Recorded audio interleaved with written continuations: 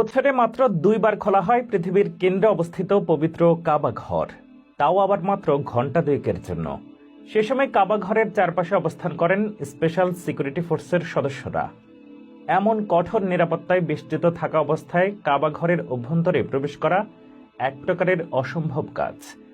তাই আল্লাহর ঘরে কি কি জিনিস রাখা আছে সেটা জানার আগ্রহ থাকলেও কিংবা খানায় কাবার ভিতরের সৌন্দর্য দেখার ভাগ্য সবার হয় না।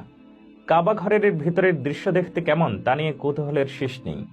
তাই তথ্যচিত্রের মাধ্যমে যতটুকু সম্ভব কাবা ঘরের সৌন্দর্য এবং সেখানে রাখা জিনিসপত্রগুলো দেখানোর চেষ্টা করব এই ভিডিওতে।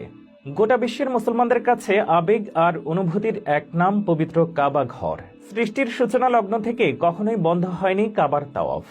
ঘড়ির কাঁটার বিপরীতে চলছে পবিত্র এই ঘরের প্রদক্ষিণ কার্যক্রম। পবিত্র মক্কানগরী ও কাবার পরতে পরতে লুকিয়ে আছে বহু নবী রাসূল আর ইসলামের স্মৃতি এবং